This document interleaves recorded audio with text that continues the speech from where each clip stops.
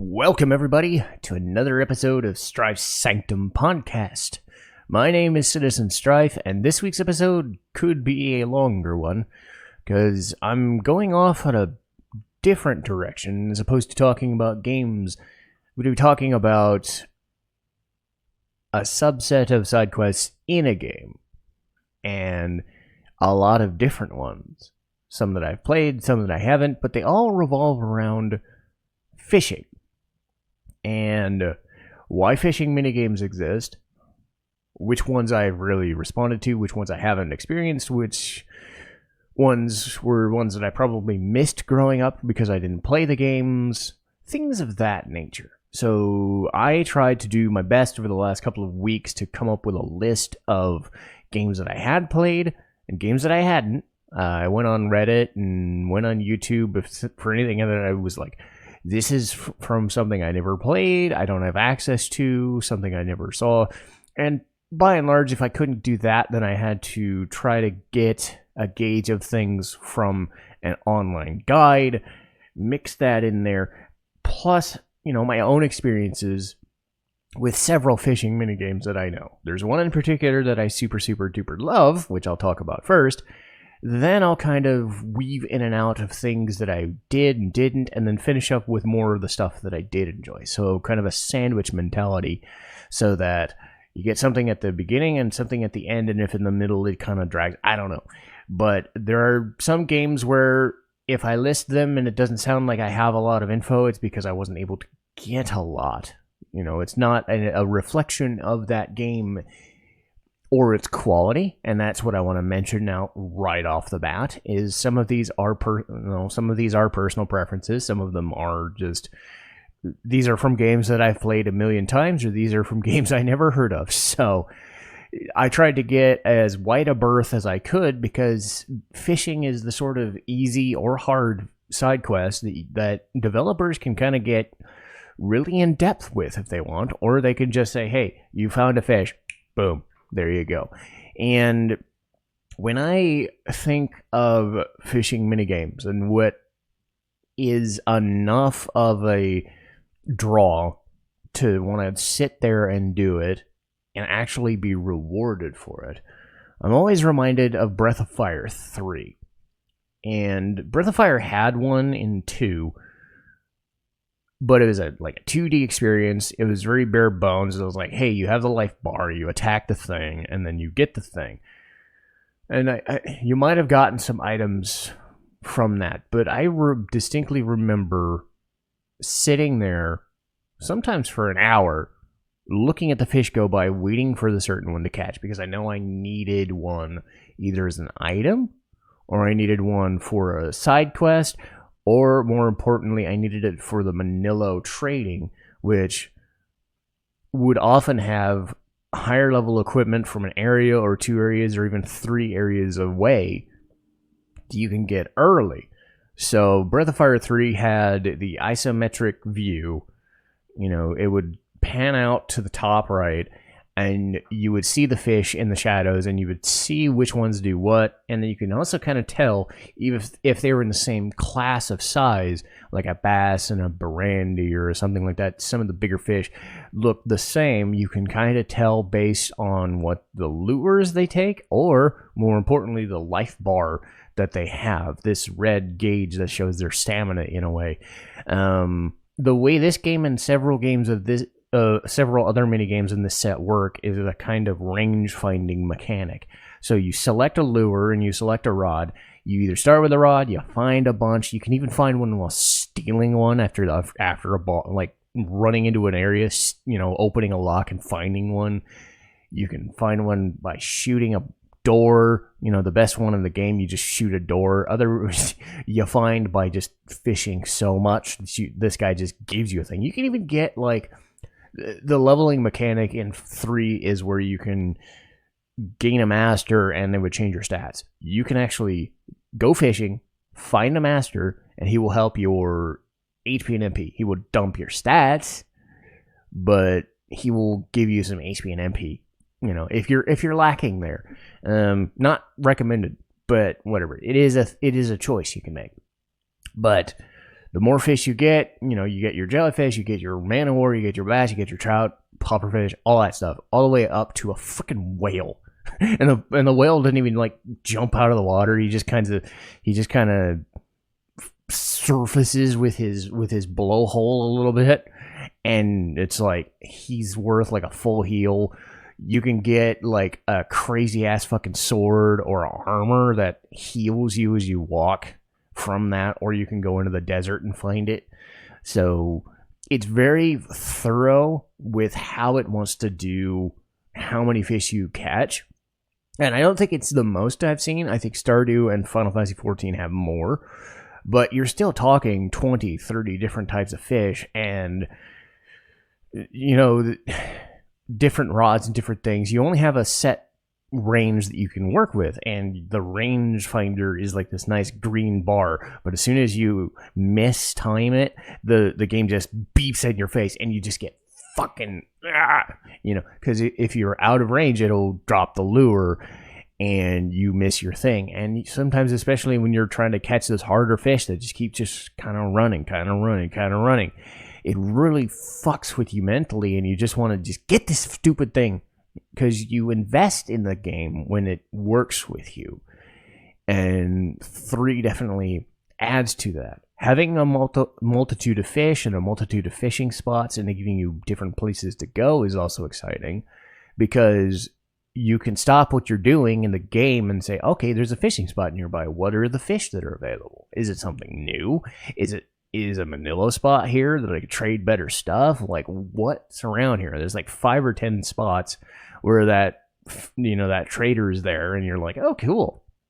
And you're always like, okay, this is like the 10th or 15th fishing spot. This is cool. I'm near the end of the game and I'm still able to fish. You're never locked out of it, and it's never a mandatory thing other than one stupid fucking side quest. But it takes no time for that little bit. You catch a mackerel in a quick succession. It's like 10 seconds.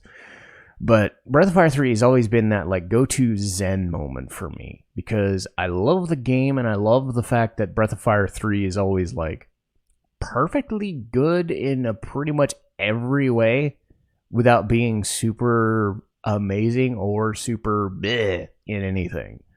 It's always just the good one.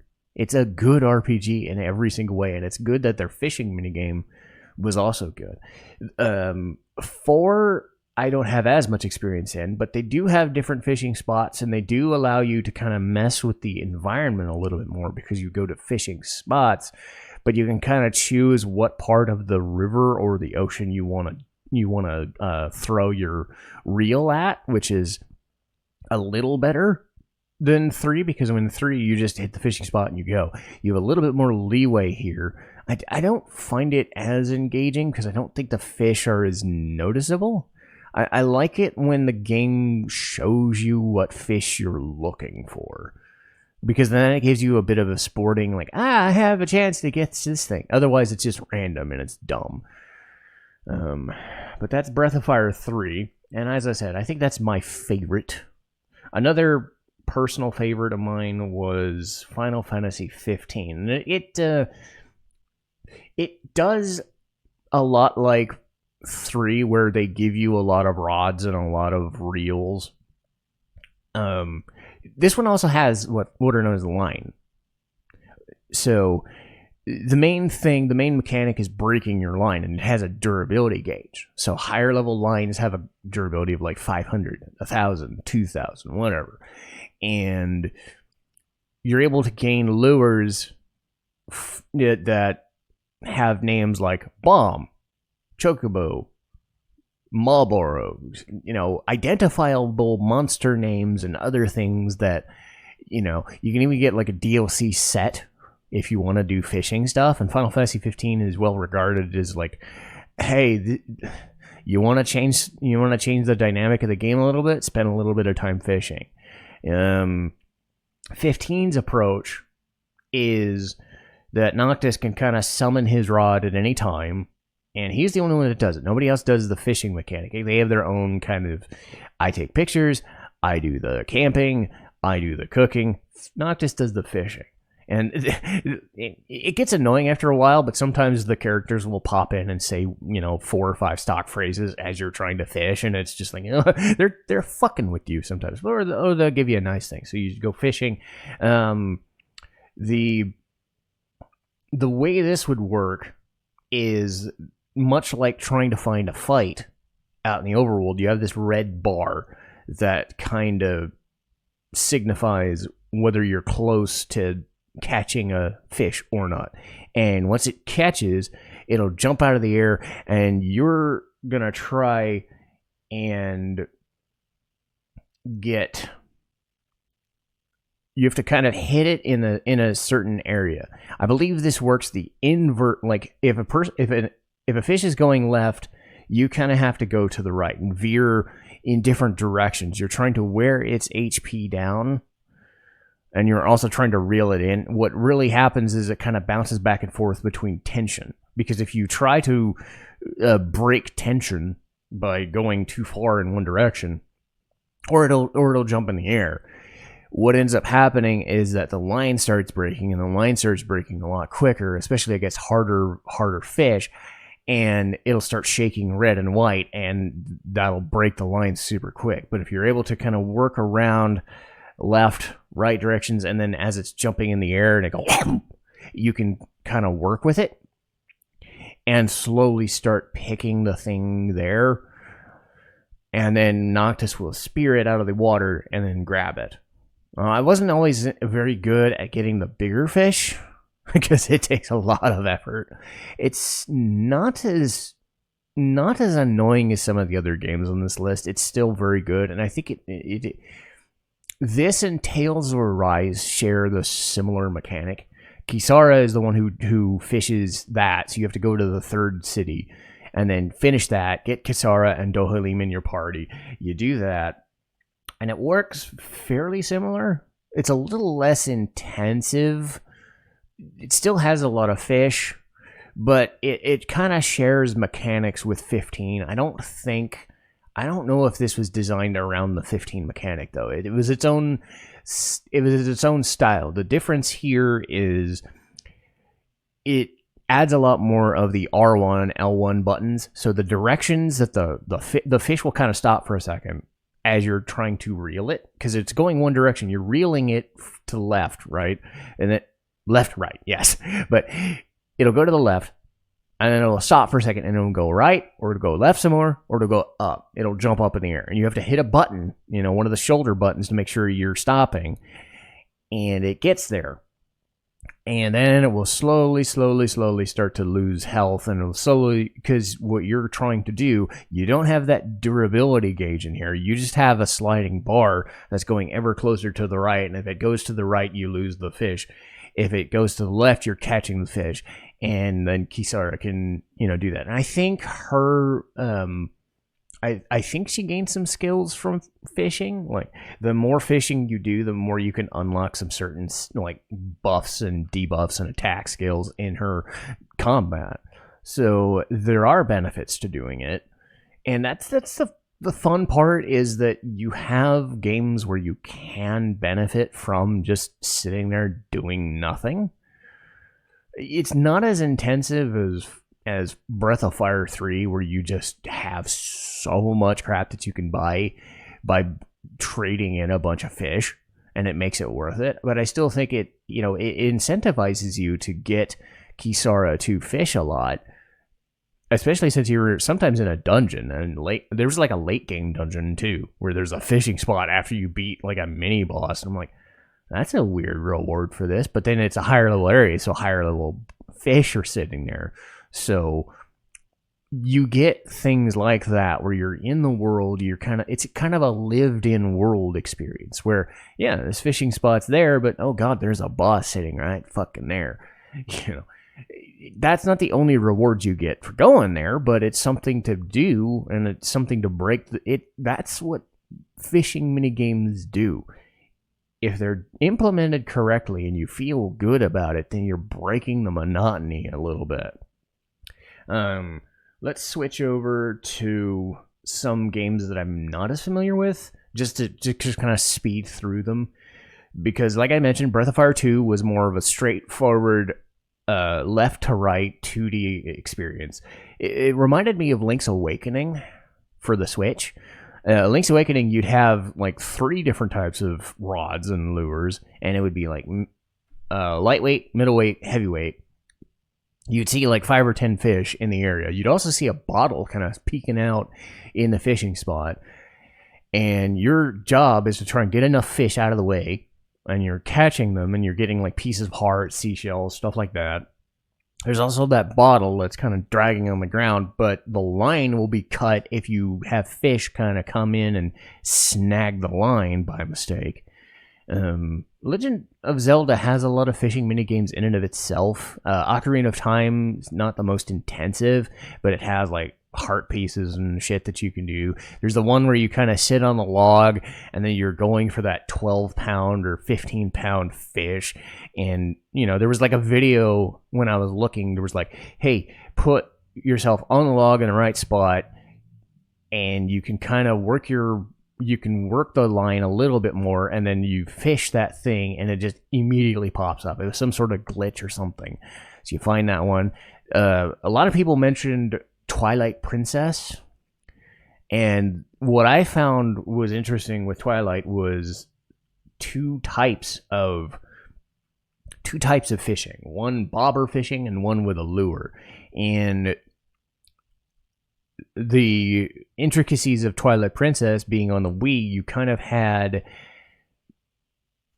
were kind of trying to hold the Wiimote up to keep the bobber from kind of floating up and down. But then when you got it straight up and down, it would kind of go up and down and up and down, and it would dip under the water. Then you know you kind of catch it. As soon as you catch it, I believe that's kind of the signal that you've caught the fish. It's getting that as much as you can. With a lure, you have a little bit less leeway. You have a little bit more you have to do with the buttons to catch it. You got to lure it like you would any other fish, so it's a little bit more intensive, because the bobber kind of gives you a little bit of a gauge because of the verticality.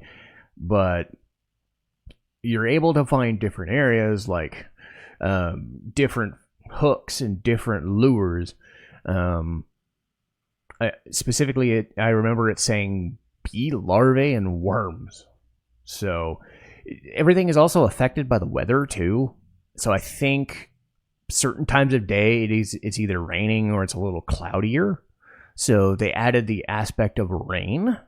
It also happens in Persona, but a little differently. But this is kind of dynamic based on like what time of day you're fishing. It's either easier to fish or harder to fish and stuff like that. So that was Final Fantasy. Sorry, that was Legend of Zelda. Tries to do fishing here and there, but they don't make it like the core mechanics of their games too much. What I will say was a core mechanic was Final Fantasy XIV. I know that people mentioned Final Fantasy XIV, and I am not an MMO guy, so take that for what it's worth. I don't think the fishing minigame looked all that crazy, but then I started reading up on it, and oh my god, there is so much to do. The reason there's so much to do is because they actually included what were known as gathering classes. So botanist, you pick flowers. Miner, you mine items and stuff. And then something known as a fisher, and legitimately is a fisherman. So the idea is it's a non-combat class, and the sheer amount of things that you can do, you know, they have their own quest lines. They have their own, you will fish these things out. You will find all these things. You will go out and about in the world and check all these things and do it. And the list of the fish that were listed is kind of, I thought, you know, Breath of Fire 3 had a lot. And then I looked at Final Fantasy 14 and I'm like, what is this chart and what am I seeing? I'm just confused. But if you want fishing, you can choose to be a fisherman or a fisherwoman and all that fun junk, and it's cool. Another one that they mentioned was a standout was Dark Cloud. Specifically one. what really sucks was there was kind of a thing on Reddit where I accidentally kind of told the guy off. Well, I wasn't trying to. He had this whole thing written out of like what the benefits of doing stuff in Dark Cloud were and why it was good, and sometimes the music is great or the benefits are. And I think it was just a communications error on both of our parts, and I think he deleted his message, and I felt so bad because now I don't have anything to go by. I had to look and see what was going on with this. But what I saw from this was very similar to the original way Persona 4 did. Because Persona changed their mechanics, and I'll go to that in a minute. But what I saw with Dark Cloud was you could have fishing be in towns or fishing be in dungeons. You'd also have higher level lures. You could go fight some enemies and get some stuff there. And, you can buy them, you can get attack items, recovery items, cool stuff like that. Things would be points related, all that stuff. You get all these things. And when you're actually fishing, you would cast a line, and it would kind of wait. You would kind of wait, and it would bob up and down. And you kind of have to wait for that right moment when it bobs down. And you hit it, and then you button mash your way to finishing. That's what I remember Persona 4 really doing that. And I like button mashing, but I also kind of don't. And I'll get to that in a minute when I talk about Ys 8. But yeah, Persona 4 is not all that interesting as far as the mechanics go, because the way they do their bob and button mash is you would find a fish, and it would automatically kind of tell you have to look at what the water splash feels like, and what the if you have a vibration function. The vibration function will make it easier or harder depending on bigger fish. While it's raining or snowing, you'll get higher fish or a better chance for a bigger fish. But in the original, it was a lot of button mashing. And sometimes you'd get like a triangle button, but man, it's a lot of button mashing. It really is. I'm kind of glad that going forward, damn it, Discord. It's telling me to record now. Well, gee, I am recording right now. I had the thing open so I could get easy access to what I'm doing after this. But anyway, Dark Cloud, or no, Persona 4. I'm on Persona 4. See, I'm distracted. But Persona 4, the way they do it is they have guardians. And later on in the game, you take a quest from the fox, and you're supposed to find this guardian for this fisherman. And you have to kind of wait. And you wait, and you wait, and you wait for a certain time of day. Either it's raining in a certain month or whatever, and then it'll say, I want to find the guardian, and you do the thing. And it will be this, like, gigantic splash. This gigantic, like, in the air. And it is so fucking hard. So fucking hard. But then you see it, and it's just this, like, 6 or 7 foot freaking monstrosity that's just gigantic. And you get it, and you're able to save it. Something that I didn't know was in Persona 4 Golden, because I hadn't played it in 20 years, like 12 or 15 years, until they re-released it on Steam and PS4, was you have to catch bugs to fish those kinds of things. And you have to kind of find a sea guardian too. So most of the game I'm ignoring the bug catching stuff, and then I find out that I'm supposed to get the fucking bugs, and it's just like, what the fuck are you doing?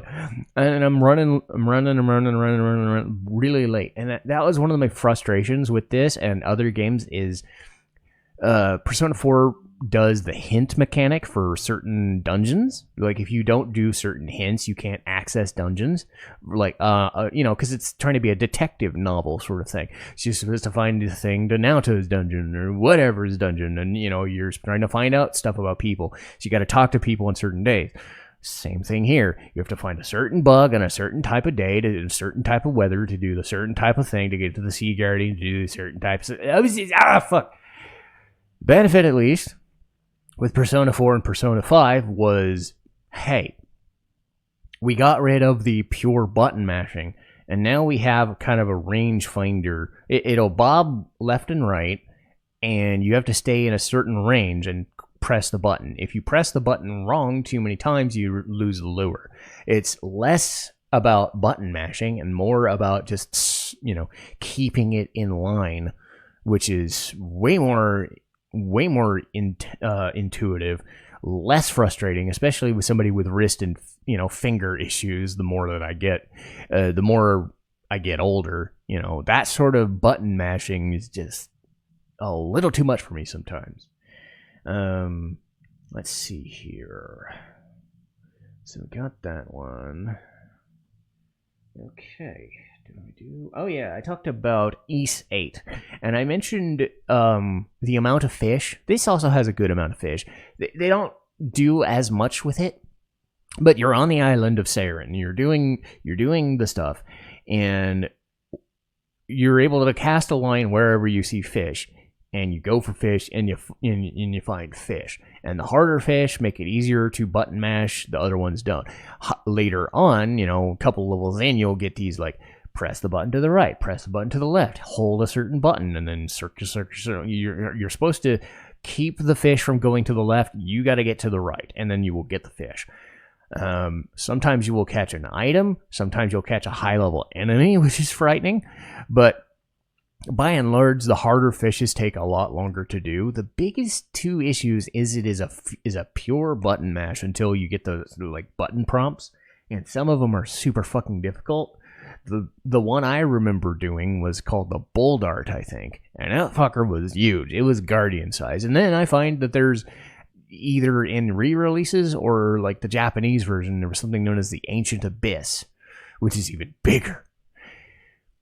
And the mechanic at play is that any character can fish and do their sound clips, and you see their animations. And I kind of find it was a missed opportunity to make it so that everybody had a different style of fishing. Like, Adal would be well-rounded. Sahad would be, like, more bulky and be less prone to failure, so his bar would slow down. Donna and Loxia would be a little more... Actually, Donna would be a little more like Adal, be well-rounded. Maybe Rakoto would have a bit faster reflexes and, be able to just reel a little bit faster because she's just a little bit, she's very young and energetic, let's just say that much. And then maybe like Hummel and Loxia would have better precision with the timed events. So shit like that, just off the top of my head. I didn't even prep that.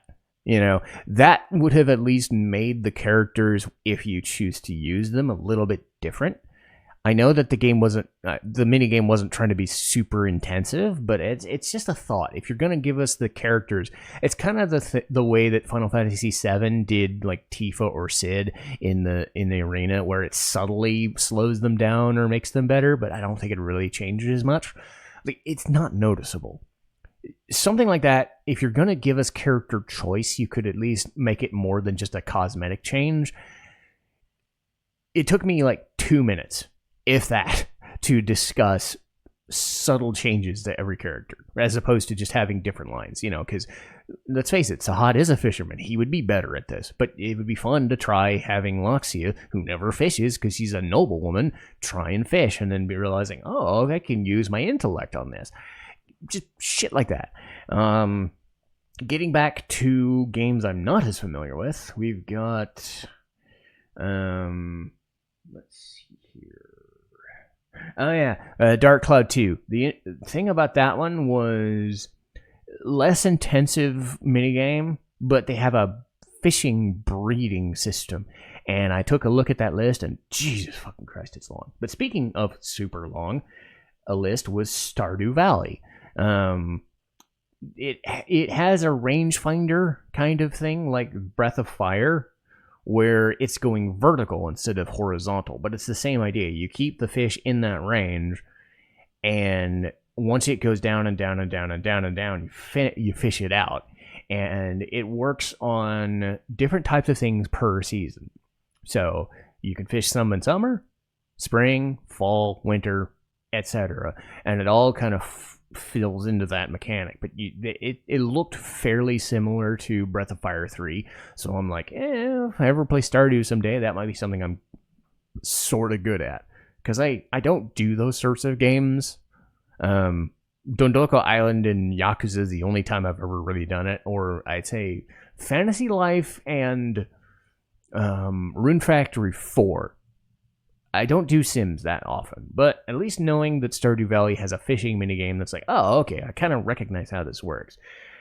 Digimon World has a couple of different minigames. I think it's the first one that has the one that I remember. This one was wonky because it was kind of 3D era, but like very PS1 and very wonky looking. I definitely remember this one having two different ways you can look at the fishing game. You could either do a top-down view, or you can do like very close in, very side view. And it's like that very early 3D or even early PS2. I forget when this came out, but you could definitely tell from the frame rate. But you slowly slide it in, and I think if you later on you're able to catch I forget the name off the top of my head, but there's like a dragon or a seahorse looking thing that comes out of the water and like blesses you with a gift or something. I was going to go blah, blah, but I had tongue tied. But blesses you with a gift for catching him. That's what I remember. Let's see. Suikoden 4. Somebody told me this was very intuitive and very quick. This one, you just net fish. You cast a net, and later on you come back and you fish up what you found. They also mentioned that one of the characters, and you got to remember with Suikoden that it's 108 characters. That's kind of what they go for, 100 to 108 usually. They told me that one of the characters is a mermaid, and you actually fish them up and you recruit them. Okay, that's different, but let's go with it. Xenoblade 2. This one was... distracted by super hard, super heavy car that's just revving its engine outside. Gotta love living in a city. Anyway, Xenoblade 2. This isn't really a fishing minigame. It's more of a 8-bit like digging game. How would I describe it? It's Tiger, and well, there's two ways of going it. There's the one where you salvage, which is you press a couple of buttons in time, and then Rex will jump off, and then he will gather items. It's intuitive and you need it because you can fight enemies, you can find rare items, but more often than not, in like More Ordain, you fish out a bunch of cores. And if you know anything about this game, it's like gacha without paying for it. And it can be frustrating trying to salvage the fucking cores and hopefully getting the blades, because I spent forever trying to get Cosmos, and I actually finally fucking did after about 100 hours. I played the fuck out of that game trying to get Cosmos, and I'm glad I did. But you salvage. But another mechanic in the game is with you know, that fucking guy. I used Morag, so I didn't use fuck, I forgot his name. I just know him as you know. But his creation, Poppy, Master Pawn, whatever the. You see, I don't even fucking know his name. I know everybody else's, but I don't remember him because I didn't want to use him. He's only there because Poppy's there. Poppy is great, but man, I don't know. But part of her minigame is like changing her skill set, you know, like 3 or 4 different times, turning her into different robotic components, building her stats up, building her skills up, building a lot of it, and then getting that either through stuff you do in the overworld and doing quests, or you do something known as Tiger. And Tiger is this like old school arcadey looking game where you take a lure or a helmet or something down further through these 5 stages, and you're shooting these hooks out at squids and sharks and other things, getting them out of the way while you're collecting crystals. You're collecting ether crystals.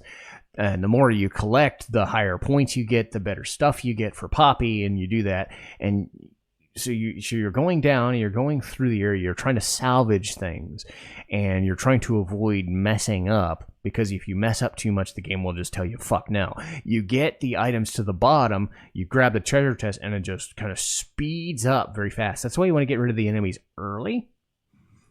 And then once you're able to gain and collect everything, you're able to help Poppy a little bit more. I liked the look of it. I don't think it's something I would have really gone into. As I said, I played Xenoblade a few years ago, and I was focusing with Morag and Bridget instead of meh, because I didn't want to hear that all fucking day. But again, if you like Poppy as a character and want to use her, which I wouldn't say no to as a blade, I've heard she's pretty freaking good. Tiger is mandatory, or at least helpful to do, which is beneficial. The other one that I got tipped off to was Phenotopia Awakening. This one is on Steam, so I don't know as much about it, but this one also has a kind of a rangefinder mechanic, but it does it it doesn't do it in a vertical fashion. It doesn't do it in a horizontal fashion. It actually has kind of a circular dial and a greenish bar that you have to keep the range into, and it slowly kind of lowers and lowers and lowers, and you got to do, okay, you got to keep it in that range as it's circling around, and then you're able to catch the fish. For what I know, this game is like 20, 25 hours, give or take. That's pretty impressive for something on a Steam situation. And again, I don't play on Steam because I don't play on my computer. I mostly do capture cards via PS4, PS5, stuff like that.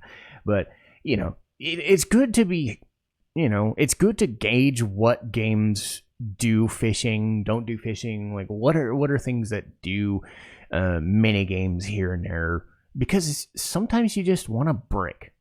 And it's nice to know that, whether you like fishing or you don't, some games are like, hey, we'll give you something new to do, as was the case of Fantasy Life. And I know that either a re-release or a remaster or a completely different Fantasy Life game is coming out soon. The first one was released in the 3DS way back. And the way this game would work is that you'd have several different jobs and several different occupations that you had to do certain things for. And it could be adventurer, it could be miner, it could be fisher, crafting, tailor, sewing, stuff like that. Just weird stuff. And you get these thresholds and get these skill sets, and then you get like a special bonus song. I think Uematsu made all of them. I'm not sure, but yeah, Uematsu himself wrote the songs. I distinctly remember the Taylor song was one he wrote, and it was so chill and fun and happy. It was like, I love that fucking. That's the thing I remember from playing that, even though it's been like a decade. But the fisher mechanic is a lot of button mashing, unfortunately, which is great. But it's called the angler. It's going around fishing and doing a lot of button mashing, but you do need a lot of fishing to deal with challenges, get trophies, and you get side quests involved with doing fishing. I don't think it was one of my favorites, and looking back on it, I can understand why. I really, really want to get back into Fantasy Life. It was one of those, just enough of everything to give you something different. Because you were able to try new things and be what you wanted to be, and then you could try something else. You weren't kind of locked into one job or one trade. You could be a little bit of everything all at once. So if you wanted to experience something like that, it's really, really cool. A couple more we got left. Let's see where we're at here. Okay, we've got those ones. Oh, yes. Back to the games where I'm not as familiar with. Nier. Let's see. Nier is interesting because they're not really forcing you to fish at all, unless you really, really, really want to do side quests. What somebody told me because I was looking this on YouTube as well, was with Replicant, it's kind of like the game will force you into selecting a certain random amount of fish for a certain quest, and it could be anywhere from 3 or could be like 7 to 10, and it really just becomes bleh, right? Knowing that you have to collect the same amount of fish, and this works in the same way Final Fantasy XIV and Arise do, but you have to kind of move your rod in the opposite direction of where the fish is moving, and then reel it in. Automata does it a little differently. Your main goal is just to find fish, and you actually kind of use your pod. Like, the pod has its little grabby hands thing, and it'll just drop into the fucking water, and it will pick the shit up for you. And you're supposed to collect a bunch of fish. It doesn't really have any gameplay significance other than that fish ending, if you want to do it. I don't know if I done the fish ending. I'm not sure, but yeah, you get like 20 fish. It gives you it gives you a trophy. Is it my thing? Not really. If you're a trophy hunter person, yeah, it'd be your thing. But a couple more fishing mini games. Again, these are just kind of as intensive as I can be without giving away too much. Legend of Legaia. So this one was early 3D. Lee and I played this a little while ago, and there is these like life bars and tension meters that are constantly moving. And if they have lower life, they're a little bit easier to fish. But you trade them, you get some points, you get some items, you can find some summons, all this fun stuff that you can find here and there. A lot of fish are just the really basic shitty ones, but every so often you'll get the heavier fish and be able to do a lot more fun stuff with it. They have just a few fishing spots in the game, but they make it pretty obvious when you want to go fishing.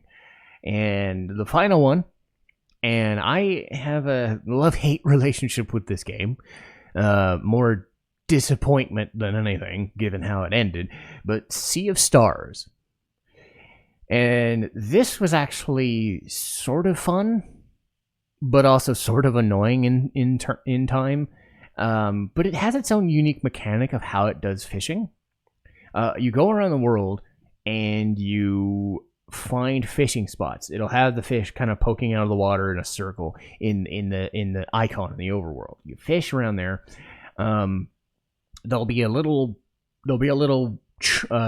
whiteboard, chalkboard, sign thing, and it'll say, these are the fish that are there. If you've caught a fish, it'll show up clear as day. If you haven't, it'll be with a little shape to it. And you're able to kind of tell what fish are there by the shape that they're in the water, the way they kind of rummage and run around and all that stuff. And they have different swimming animations, and you kind of get through that once you fish them. They don't take any special, I don't think they take any special lures or special animations or special combinations. They just come up to the lure and then they bite. The craziest thing about this is they are really dependent on what their swimming animation is. They are going to try and get away from your lure because there's this column of light. You see the bright color of the lake or the pond or the whatever is going to be normal, but then as soon as you catch a fish, there will be the sparkling light column, and you have to keep the fish in that light column while you're reeling, and it's going to try and keep going away, and you don't want to hold it while it's there. You ease off the slack a little bit. It'll try to jump up sometimes, and you kind of knock it out by pressing the button, and then you're able to go a little bit further. Heavier fish do not hang too often. They immediately recover. It's really frustrating. But the worst part about it is a lot of fish, right away when they get to the end of a lure, thanks ambulance, go away. Just go away. Go away. Go away. There we go. Okay. Yeah. So yeah. I've had a Discord pop up. I've had a motorcycle. I've had an ambulance. This is a fucking mess. Anyway, but yes, as you're going through the column of light, you're getting it down there, the fish gets pissed. And harder fish sometimes just zigzag, they just... Sometimes they go through the entire fucking... you'll see it. It'll just kind of meow meow the entire circular area. It'll sometimes go circular, like it'll circle around and try to get out. Sometimes they'll just zigzag even harder, left to right, trying to get out of that column. Like right as you're right there, because all you got to do is get it right to the edge where Valerie or Zale are sitting. But it's just like, God, it doesn't relent. The benefit is you're not doing button mashing. You're holding the reel.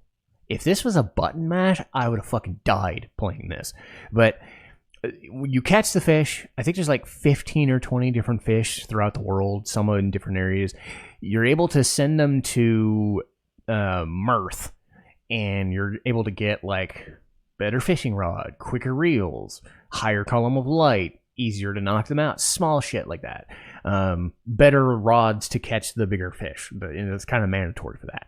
But it gives you something, kind of in a mid-range between hectic enough of a mini game to be frustrating, but chill enough still to be fun. And it's not really killing you physically to do it. So it's one of those like, cool, let's have fun.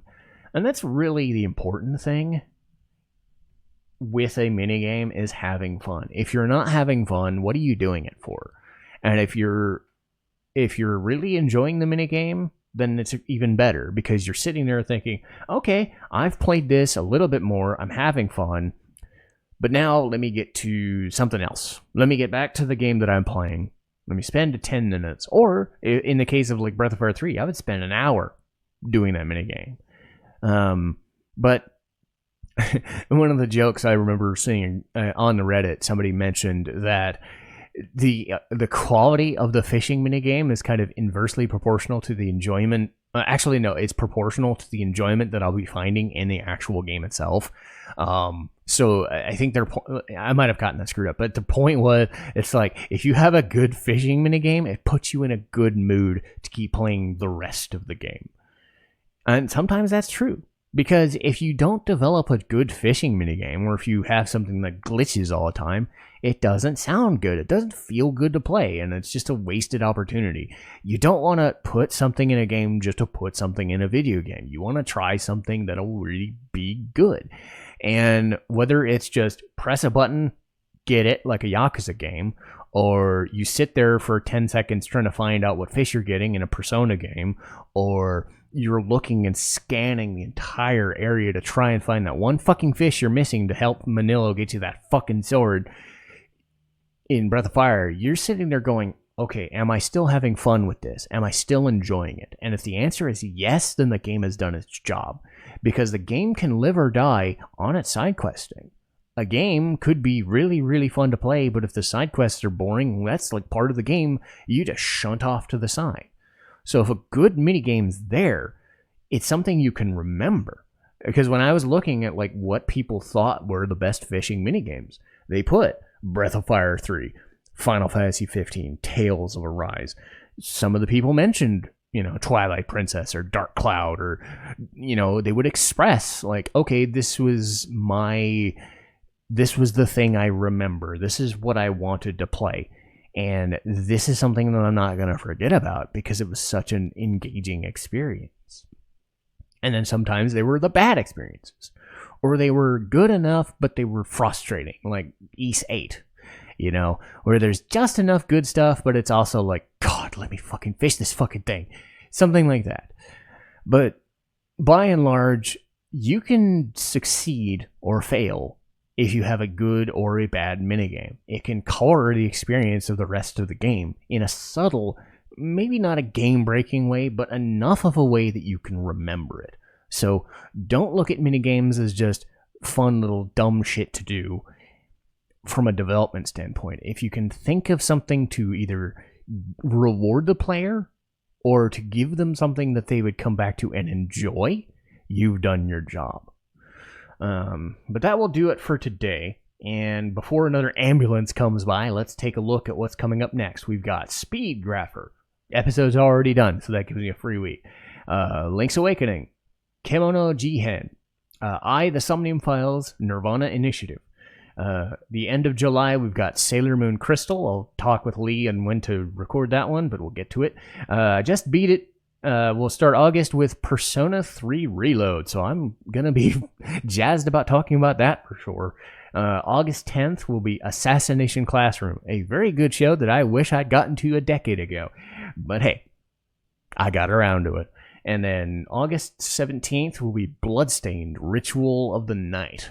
I have not played that in forever, and I really, really, really, really want to play it again, or at least re-experience it. But for now, that'll do for me, and I'll see you guys next time. Citizen Strife, signing off.